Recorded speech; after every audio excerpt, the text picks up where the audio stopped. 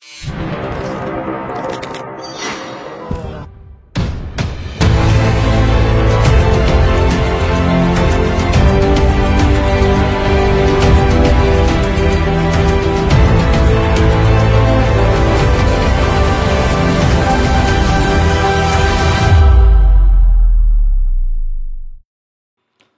semua, welcome back to my channel.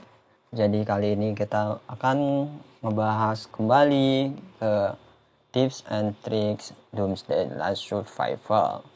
Ya, maaf untuk sebelumnya, memang lagi kesehatan memburuk, jadi gue nggak bisa sering upload seperti sebelumnya.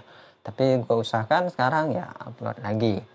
Jadi kali ini yang bakalan gue bahas sebenarnya mengenai hero lagi, karena kalau pengen bahas hero-hero yang sudah lama ya kita perlu nge-refresh lagi ya. Hero yang lama itu identik dengan mereka yang baru main, dan namanya identik dengan yang baru main identik dengan hero yang pasti ada, pasti bisa digunakan.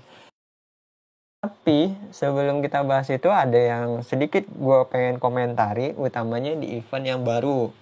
Jadi kemarin kita kan sudah ada event Immigration Degree versi pertama yang hanya terbatas kepada region-region yang sudah terdaftar. Tapi sekarang ada Immigration Degree yang lebih besar dan lebih wah. Tapi kekacauannya juga lebih wah. Kenapa gue bilang kekacauannya lebih wah? Kalian bisa cek sendiri buat kalian yang sekarang lagi menikmati event Island Ride. Di event Island Ride sendiri, di tempat gua saja yang notabene di 30-an, di pulau ke-30-an itu sudah ada top 1, jadi KOG itu semua adalah presiden di masing-masing regionnya. Dan namanya presiden otomatis di dalamnya sudah punya beberapa pilar tier 6. Dan buat aliansia gue yang nggak ada tier 6-nya ya sudah, jadi bebek panggang aja di pojokan. Ya sudahlah, nikmati saja. Dan ketika kita lihat di antara G1 sampai G10, di sini kita bisa lihat ya, G1-nya itu ada HNB sebagai nominasinya, itu udah dijelaskan, nggak mungkin enggak. Terus di G2 ada HNT atau BTW. Dua-dua ini ya bisa ini masih belum jelas, dikarenakan emang ada HNT, BTW, DHX ini masih dalam siklus imbang kalau menurut gua.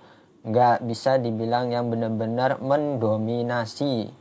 Tapi di G3 kalian bisa lihat bond ada di sini. Ya otomatis untuk seluruhnya ya lu nggak usah nanya dong. Kalau udah ada bond berarti siapa yang jadi pemilik pulaunya? Ya kalian sangat cerdas dan kalian tepat sasaran.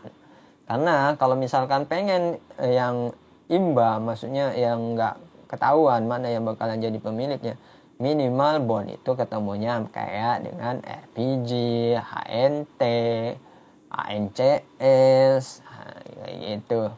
Kalau cuman ketemunya kayak short, hot, spec, X-War, ya kelar lah sama bond gitu ya. Terus di sini malah kayak RPG, fan, istilahnya para punggawa dari region-region tua itu malah ada di G4. Terus di G5 itu ada golongannya, ini semua golongan dari, kalau yang cepean ada di sini itu berarti aliansi Korea, Cina, dan Rusia sudah dipastikan. Nah, mentok di 5 dulu aja untuk mastiin, karena isinya dari region 100 ke atas. Dari sana kalian bisa lihat di sini nih, para ROK itu dari Cina, dari Korea, apa Taiwan, Korea. Gue yakin sih Korea. Kita cek dulu ROK. Mana sih ROK? Nah, aliansi apakah? ROK Core? Ya, jawabannya adalah Korea. Terus karena dia Korea otomatis sudah ada beberapa anggota yang sudah tier 6. Bukan berapa ini ya, 1, 2, 3, 4, ada 4 ekor, 5 ekor, 6, 7, 8, ya sudah pantas lah untuk bersatu di istilahnya di pulau-pulau angka tunggal. Ini dari region 137 dan dia lebih ke multinasional, cuman kayaknya dari banyakan dari Rusia. Gue yakin sih ini Rusia, dan make-nya jangan dicek karena ini campuran. Dan oke, serem-serem juga ya yang dari region 100-an ke atas ini. Terus ini juga ada dari region berapa ini? Region 122. Ini gabungan ada Korea, Inggris, Spanish, Hindi dan ya sebagainya. Terus di sini ada berapa penggawa tiernannya? 1, 2, 3. Ya, tapi paling banyak ini mah cuman biasa normal ya. Cuman kalau yang Korea tadi bener-bener membagongkan sih menurut gue yang Korea. Ini juga Korea. Koreanya itu 1, 2, 3 ini ya termasuk normal lah. 4, 5, 6. Oh. Nah, emang aliansi Korea itu sekarang lagi gencar-gencarnya. ROK aja ada di 102, 170, 115, 130. Banyak banget ini aliansi Korea kita. Sebagai bapak-bapak yang punya cuan, ini juga Korea, jos. Anggota-anggota Koreanya pada kumpul semua. Oh, ini seriusan di ya sudahlah. Mereka ini Koreanya agak gila-gila semua ya. Agak serem gitu ya.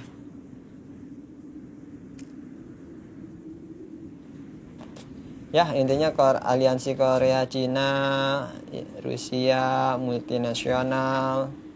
Ini Rusia, anggota dari yang Rusia. Ya Rusia itu masih standar loh. Tapi kalau yang Cina lagi, yang Korea tadi, pada menakutkan semua. Bener-bener spender ya. Ya intinya adanya event imigrasi itu membuat keseimbangan benar-benar hancur semua. Entah sih itu yang gue rasakan, apakah cuman gue doang atau kalian juga merasakan. Tolong tinggalkan pesan di bawah ini. Oke, kita lanjut ke bahasan utamanya. Ya ini cuman untuk selingan aja karena gue merasanya kok kayak DLS makin aja gitu, makin dalam tanda kutip. Dan untuk beberapa eventnya kemarin yang kayak Daxil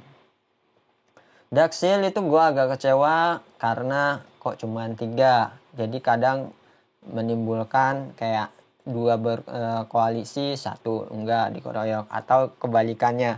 Yang menurut gua itu nggak seimbang banget. Kalau mau ya bikin 4 sekalian. Jadi kalau berkoalisi 3 ya itu mah tergantung diplomasinya. Tapi kayaknya nggak mungkin 3. Kemungkinan ya paling sering pasti kita temukan adalah 2 versus 2. Kayak gitu. Kalau misalkan bisa 4. Tapi kalau 3 itu emang mau gimana lagi, koalisi sulit untuk dibuat kalau misalkan cuman ganjil. Terus yang bikin ekspektasi gua jelek juga itu ada di event bounty. Event bounty itu walaupun udah dibikin tiap hari, tapi jarang gue ikutin bounty ground karena ya menurut gue paling kalau lagi iseng aja baru kesini. Terus gue pengen bikin kontennya juga gue agak males ya. Ya intinya nggak sesuai dengan ekspektasi, jadi gue nggak terlalu wah banget dengan event bounty ground. Tinggal 1 event lagi yang gue masih menunggu apakah itu sesuai ekspektasi, tapi gue juga nggak begitu pengen ekspektasi lagi karena sudah dikecewakan beberapa kali, yaitu adalah Archipelago Raid. Gue masih menunggu dan kita lihat seperti apa yang akan diberikan oleh development. Karena sejak event Immigration Degree yang sudah kacau, ditambah lagi bounty ground yang B aja, nggak sesuai ekspektasi. Nggak tahu beberapa akhir-akhir ini event dari DLS tidak ramah sama sekali dan tidak menyenangkan menurut gua pribadi. Kalau menurut kalian bagaimana? Coba tinggalkan di pesan. Oke, kita lanjut ke pembahasan utama. Hero early yang gue bakalan bahas selanjutnya. Kalau kemarin kita sudah bahas tentang Cynthia, Peter, dan Hank, kali ini yang hero yang akan kita bahas itu adalah LSW. LSW itu adalah tipe leader dan support. Tipe leader dan support itu berarti dia ada versi buff atau debuff, dan LSW ini adalah versi support yang debuff. Jadi dia memberikan debuff secara lengkap kepada attack, defense, hit point atau HP sebesar 30%. Dan kalau misalkan nanti di awakening itu jadi 35%. Wah. Jadi LSW ini sangat-sangat gue rekomendasikan ketika kalian mau berperang. Istilahnya bukan direkomendasikan jadi kayak asisten dan leader, nggak kayak gitu konsepnya. Jadi gua menyarankan kalau ada LSW berarti kalian keluar dengan 2 squad, 2 mersing. Satu mersing yang emang istilahnya kekuatan utama kalian, satu mersing yang isinya si LSW ini dengan pasangannya, bebas yang bisa menentukan dia sebagai support sejati. Contohnya LSW dengan Jaden. Jaden juga ada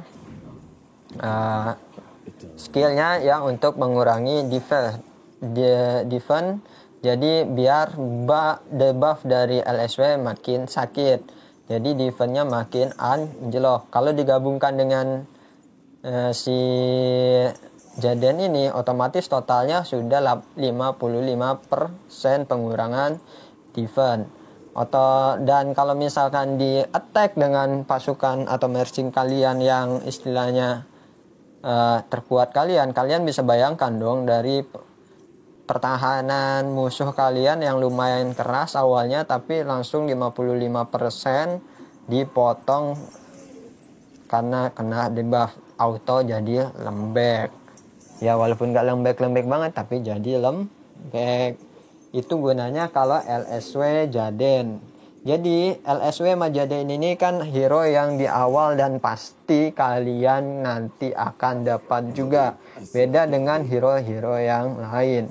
Dan karena di sini dia tipe leader dan support, untuk awal game dia yang ada sendirian. Dan nanti ada leader support lagi, tapi itu kalian harus nunggu di Federasi 230. Hero baru yang bernama Bianca. Kalau Bianca ini dia tipikalnya adalah buff, bukan yang debuffnya. Kalau debuffnya itu adalah LSW. Jadi buat kalian yang ada di awal game, region pertama, baru belajar, investasikanlah kalian ke LSW. Dia bakalan sering kalian gunakan walaupun nanti kalian ada di late game. Bang, tapi kan kita susah dapetin legendary LSW ini di awal-awal. Ya, jangankan legendary, tapi yang elite aja kalau di awal game itu sulit. Jadi gimana? Simpen aja XP-nya dan bintang-bintangnya. Jadi jangan naikin legendary yang lain. Nanti kalau misalkan sudah dapet si LSW langsung dijor gitu aja. Tapi kalau misalkan kalian nggak mau kayak gitu, ya kalian bebas sih mau berinvestasi seperti apa. Cuman yang selalu gue tekankan, kalau legendary, kalau pengen diinvestasi cukup 1 ekor dulu. Jangan melebar jadi 2 ekor, 3 ekor, 4 ekor dan sebagainya. Itu hanya membuat kalian yang free player menjadi makin menangis dan menangis saja. Kayak gitu. Jadi yang gue sarankan pertama itu adalah LSW. Untuk talentnya sendiri dia full leader. Jadi talentnya full leader dan sebagian di bagian support untuk mematangkan debuff-nya. Dan hero selanjutnya yang gua rekomendasikan untuk awal game di part ini itu adalah si Raigoro. Sebenarnya Raigoro itu nanti dia bareng dengan Tom. Jadi Raigoro itu top commandernya, Tom itu lucky roulette-nya. Hanya saja yang dari lucky roulette berarti kalian harus sedia gems, dan itu belum tentu kalian bisa mendapatkan Tom. Tapi kalau misalkan Raigoro itu tergantung hoki kalian. Nanti dari top commander bisa kalian dapat lebih awal atau agak lama sedikit gitu. Tapi yang jelas Raigoro ini adalah termasuk hero yang serbaguna. Serbagunanya apa? Serbaguna untuk mengimbangkan isi dari sebuah squad. Contoh, kalau misalkan kita menggunakan Louis plus LSW, itu jatuhnya attack-nya gede banget tapi defense-nya kosong. Attack-nya besar-besar kenapa? Karena Louis itu attack, sedangkan LSW itu di buff-nya. Disatukan dalam satu squad, memang hasilnya jadi attack yang lumayan bagus, lumayan besar. Tapi kelemahannya adalah defense-nya yang sangat tipis, setipis tisu kayak gitu. Tapi ada tapinya lagi. Combo mereka LSW dan Louis ini sangat bagus ketika kalian gunakan untuk menaklukkan yang namanya event PD. Seperti itu ya. Jadi hero selanjutnya yang serbaguna, dan walaupun dia gak jadi level 60 untuk jadi talentnya sebagai leader gak masalah. Tapi kalau misalkan kalian jadi istilahnya pengguna infanteri, maka gue nyaranin lebih baik kalian investasi ke Tom yang nyampe level 60, tapi Raigoro cukup nyampe level 40 atau 50. Jadi cukup biar skillnya itu kebuka semua. Karena untuk hero jajaran di bagian hero-hero infanteri, gue lebih cocok si Raigoro ini daripada jadi leader. Dia cocokkan jadi asisten. Dan kenapa gue di sini bisa membuat dia jadi level 60 dan jadi leader? Karena gue investasi utamanya itu di range, dan gue nggak ada yang namanya pasukan infanteri yang digunakan, dan gue butuh infanteri untuk jaga garrison gue atau jaga shelter gue. Kalau gue cuman make kayak Louis atau hero-hero range yang lain, dan sekarang Jacob belum gue dapetin, ya itu sama aja orang yang istilahnya mau nyerang atau mau bakar kastil gue. Itu terlalu easy guys gitu, maksudnya terlalu easy. Ya kita kalau menjaga kastil itu butuh yang durability-nya kuat. Sedangkan Louis dia attack-nya kuat tapi durability-nya setipis tisu kayak gitu. Jadi gua nggak rekom. Itu dua hero yang tadi yang gua sangat rekomendasikan buat kalian. Yang pertama LSW, dan yang kedua itu adalah Raigoro untuk jajaran legendary. Dan LSW ini sangat dianjurkan buat kalian yang pengen di Arena of Doom-nya gacor terus kayak gitu. Bisa dicoba aja. Terus untuk legendarinya udah cukup. Jaden kenapa bang gak dimasukin? Ya Jaden itu gue mau dibilang ke VPP atau untuk yang lainnya B aja, nggak termasuk yang wah banget. Terus untuk zombie juga B aja. Ya tapi bisa lah untuk diinvestasikan sampai 60. Tapi gua nasibnya sama kayak Maxine yang nggak perlu gede-gede banget. Dia pengen dijadiin leader juga nggak guna-guna banget.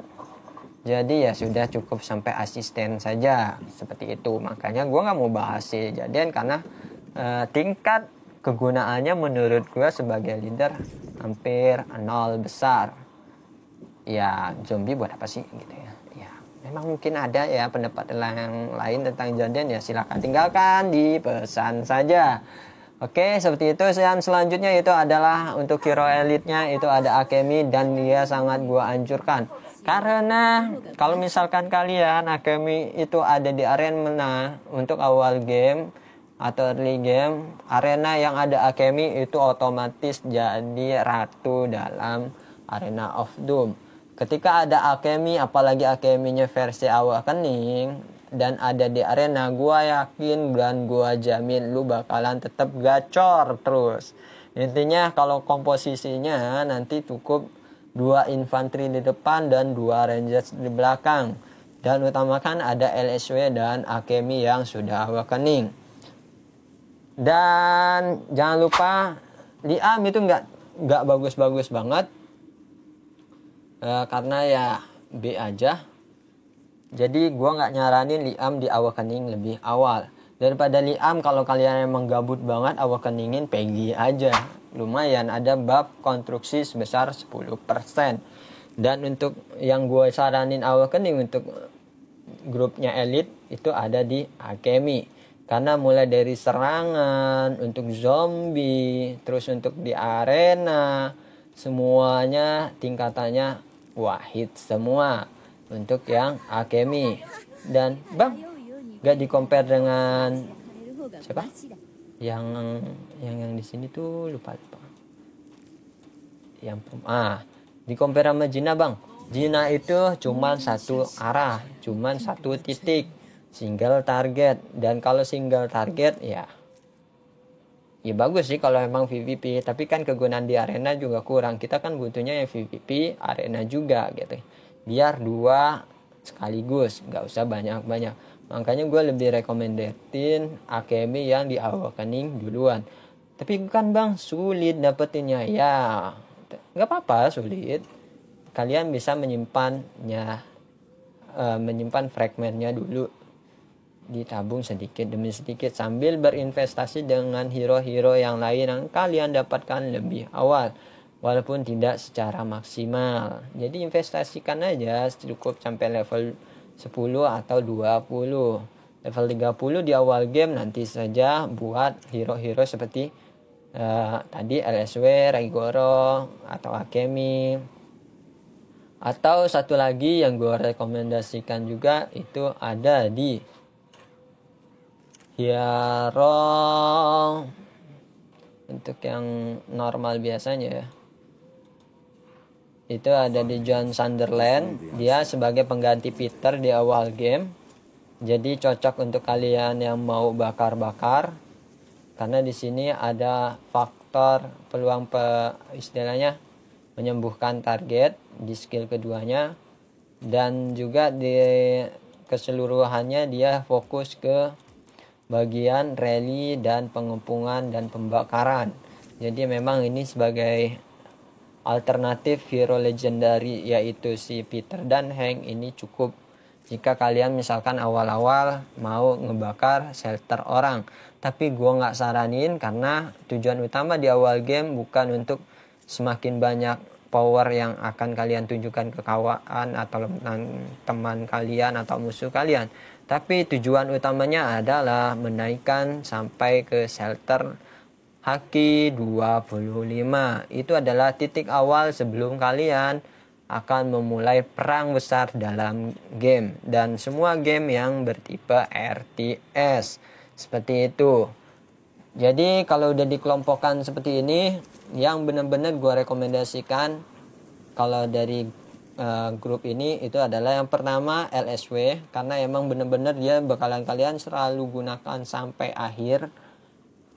Terutama debuffnya, karena untuk hero debuff kita belum nemu lagi yang memang istilahnya debuffnya itu sampai 3 tempat. Ada si satu debuff lagi itu ada di si Cynthia, tapi debuffnya itu lebih ke pengurangan attack dan pengurangan kecepatan. Kalau misalkan kalian mau di compare dengan Cynthia juga nggak apa-apa.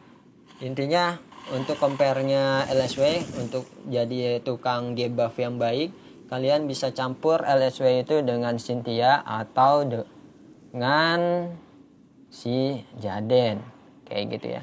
Jaden itu bisa di awakening asalkan kalian rajin di memory trip. Kayak gitu. Ini yang makanya gue pilih sebagai rank pertama itu adalah si LSW. Rank kedua itu ada si Raigoro. Kenapa Raigoro? Karena dia asisten yang sangat luar biasa, penyeimbang dari segala jenis squad, baik itu range, baik itu rider, baik itu ya intinya dia penyeimbangnya. Karena dia emang fokusnya ke skill-skill yang isinya defense semua. Otomatis ketika kamu attack dan defense dipersatukan, itu udah menjadi squad yang menurut gua sudah lumayan imbang. Berbeda dengan Tom dan Thunder Peterson, mereka lebih condong ke support yang ngeheal. Dan untuk di Battlefield, mereka itu cocoknya cuma jadi samsak tinju. Jadi nggak gua rekomendasikan buat pimpinan. Hanya saja kalau untuk Tom di Battlefield dia masih agak lebih baik kayak gitu ya. Oke, seperti itu. Itu pilihannya. Dan yang terakhir, ya kalian kan sudah tahu jawaban yang terakhir siapa. Yaps, itu adalah Akemi. Karena lihat tadi dilihat dari kualitasnya yang cuma hero elite. Terus yang kedua kegunaannya cuma nyampe ke mid game. Setelah itu ya enggak, karena hero elite itu sudah mulai dikubur massal ketika masuk ke late game. Jadi late game itu kita sudah harus fokus ke leader-leader yang berbau legendary. Kalau untuk ada yang pakai elite, aduh, maaf ya kalian mungkin bakalan dibully gitu ya. Oke, jawabannya udah jelas. Itu aja yang bisa gua bagi. Dan jangan lupa tinggalkan komen di bawah. Menurut kalian nih hero yang awal-awal yang pantas untuk kalian investasikan yang mana? Tapi kalau dari gua di part ini itu adalah LSW, lanjut Raigoro, lanjut Akemi. Dan untuk compare-nya LSW lebih beragam kondisinya. Bisa dengan Cynthia, bisa dengan Raigoro, bisa dengan si Jaden sebagai wakil asistennya. Semuanya sama-sama memberikan defense yang lumayan dan hasil debuff yang lebih menyakitkan, begitu kan. Oke, jika kalian suka video seperti ini jangan lupa di like, subscribe jika kalian tidak ingin ketinggalan notifikasinya. Itu aja yang bisa gue bagi. Dan jangan lupa subscribe. Yaudah, bye.